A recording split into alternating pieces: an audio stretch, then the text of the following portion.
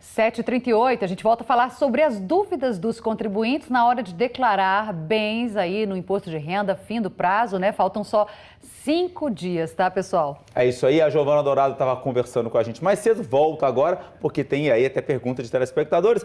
Manda ver aí, Giovana.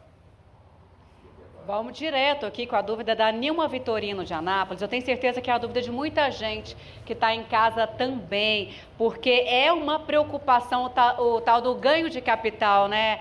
O valor dos imóveis tem variação no mercado. Aí ela pergunta, como fazer para não ter problema no ganho de capital?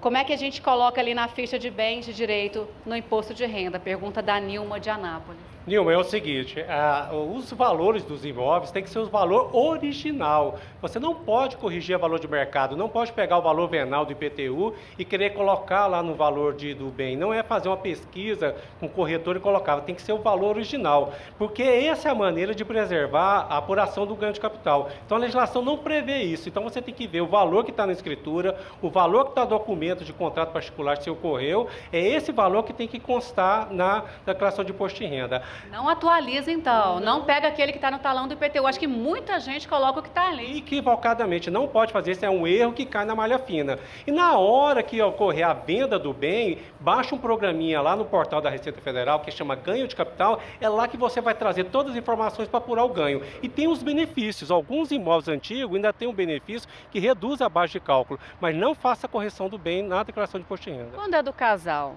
como é que faz a declaração? Pertence ao casal ou sócios, por exemplo? O casal escolhe quando faz a declaração do casal em separado, da esposa separada do esposo, escolhe um deles para poder constar os bens de direito deles. Então, mesmo que a renda, mesmo que o dinheiro, que o carro, o veículo ou a conta bancária esteja no nome da esposa e foi escolhido o esposo como cabeça de casal, é nela que tem que estar todos os bens de direito. Por isso que o CPF do parceiro, do cônjuge, tem que estar informado também. Exatamente, Giovana. Por isso que lá quando você abre identificação lá na declaração, existe lá o local para colocar o CPF do cônjuge. É para isso mesmo, para a Receita Federal entender que as duas declarações para análise têm que ser conjuntas. Agora, a questão do valor do bem, né? O Cleiton Pimentel pergunta como é que será feita a declaração de estrangeiros que vieram em definitivo para o Brasil e adquiriram bens com valor acima de R$500 mil. Cleito, o estrangeiro tem as mesmas obrigações de um brasileiro nato. Então, eu acredito que você está regular, já está com seu CPF, que você já adquiriu imóvel. E quando um brasileiro nato, um estrangeiro residente no Brasil, tem bens acima de R$300 mil, é obrigado a fazer a declaração de imposto de renda. Então, você faça pelo valor da transação, o valor que tiver no documento.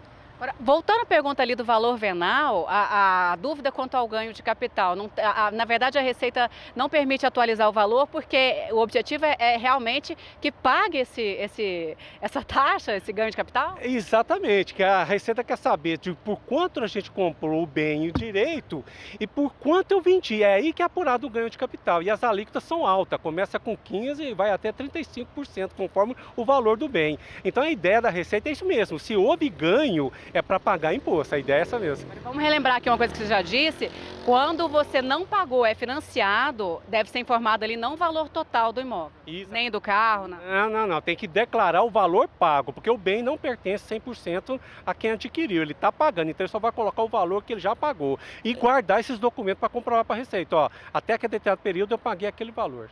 Agora eu fiquei com uma dúvida, Anderson e Suelen, a gente acompanhou aí a investigação policial dessa história do carro de luxo, né, que foi adquirido no fim do ano passado.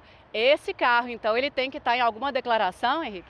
Ele vai ter que estar com um problemão, porque está no nome dele, ele vai ter que colocar na declaração de imposto de renda dele. Ele vai ter que contratar um bom advogado tributarista também para resolver esse assunto. Porque comprou, tem que ser declarado. Tem que ser declarado, não tem como fugir. Porque ele está no nome dele, está escrito no Renavan e ele tem que fazer colocar esse bem na declaração dele. Quando é bem de herança?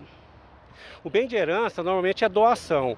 A pessoa vai colocar o valor na declaração, quem está recebendo o bem, pelo valor da transação, que em regra é o mesmo valor que está na declaração de quem doou. Aí ele vai lançar lá esse bem e vai lançar numa ficha de doações também o recebimento dessa herança, mas sempre pelo valor do documento. Agora, o bem não pode ser omitido. Tem o patrimônio ali, bem, seja móvel ou imóvel, tem que ser declarado. Vai alterar o valor do imposto? O que a questão do imposto é o seguinte, se o contribuinte tem R$500 mil de bens, mas ele não consegue comprovar uma renda para ter comprado esses bens, aí é o problema. Porque quanto mais bens ele tem, mais renda ele teve que obter para poder pagar esse bem. Aí é que vem o imposto de renda sobre essas rendas. Seria um parâmetro, então. Exatamente, tem que fazer, pessoal, a variação patrimonial. Aí é onde que entra a nossa recomendação. Na dúvida, contrate um profissional da contabilidade, que é o pessoal habilitado, que pode estar orientando para não ter problema dessa variação patrimonial e não cair na malha fina. Rapidinho aqui, uma dúvida de um lote, né, que foi adquirido aí, o Eurismar comprou por R$2 mil antigamente, né, hoje ele vale 250 mil. É muita diferença.